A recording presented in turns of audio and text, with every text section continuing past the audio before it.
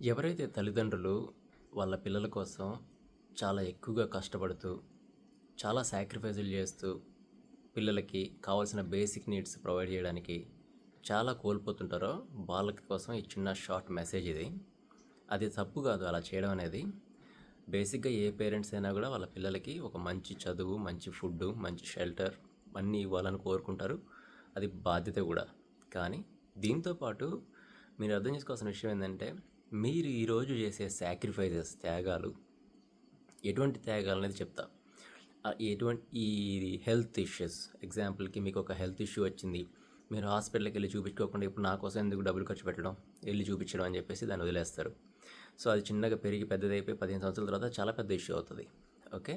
లేదా మీరు ఈరోజు మంచి ఫుడ్ తీసుకోరు, న్యూట్రిషియస్ ఫుడ్, పిల్లలకి మాత్రం మంచి హెల్తీ ఫుడ్, ఫ్రూట్స్ అన్నీ పెడుతుంటారు, మీరు మాత్రం తినరు, పిల్లలు తినివ్వండి అని చెప్పేసి ఉంచుతారు. ఇప్పుడు కొన్ని ఫ్రూట్స్ మీరు తీసుకొస్తే వాళ్ళకు కూడా కొన్ని పెడితే మీరు కొన్ని తినాలి. అలా చేయకుండా సాక్రిఫైస్ చేస్తారనమాట. ఇది చిన్న విషయం, కానీ ఇలాంటి విషయాలు ఎన్నో ఉంటాయి. ఇలా ఏమవుతుందంటే, మీరు ఈరోజు చేస్తున్న ఈ సాక్రిఫైజెస్ అన్నీ, మీరు సరైన పౌష్టికార ఆహారం తినకపోవడం వల్ల వచ్చే వైటమిన్ డెఫిషియన్స్ కావచ్చు, ఈరోజు చూపించుకోకుండా మిగిలిపోయిన ఆ హెల్త్ ఇష్యూ పెరిగి పెద్దదైపోయి చాలా పెద్ద ఇష్యూ అవ్వచ్చు 15 సంవత్సరాల తర్వాత. ఇలా ఎన్నో విషయాలు, బోన్స్ అరిగిపోవడం, మీరు సరైన జాగ్రత్త తీసుకోకుండా బోన్స్ అరిగిపోవడం, మీరు చేసే పనిలో మాస్క్ పెట్టుకోవడం వల్ల లంగ్స్ ఫెయిల్ అయిపోవడం, అర్థమైందా, మీరు చేసే పనిలో గ్లౌజెస్ పెట్టుకోవడం వల్ల మీ హ్యాండ్స్ మీద స్కిన్ క్యాన్సర్ రావడం, ఎన్నో విషయాలు, ఒక్క ఎగ్జాంపుల్ కాదు, ఇలా చాలా ఉన్నాయన్నమాట. అయితే ఇవన్నిటిలో ముఖ్య ఉద్దేశం ఏంటంటే, మీరు చేసే త్యాగాలు మీ పిల్లలకి భవిష్యత్తులో బర్డెన్స్, బాధ్యతలు, బరువులు కాకుండా ఉండేలాగా చూసుకుంటే మంచిది.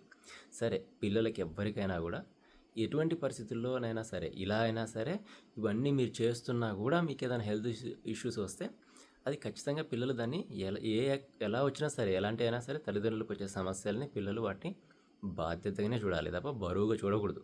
కానీ మీ సైడ్ నుంచి మాత్రం తల్లిదండ్రులుగా మీరు అర్థం చేసుకోవాల్సింది ఏంటంటే, అది మీరు క్రియేట్ చేస్తున్న బరువు అని అర్థం చేసుకోవాలి.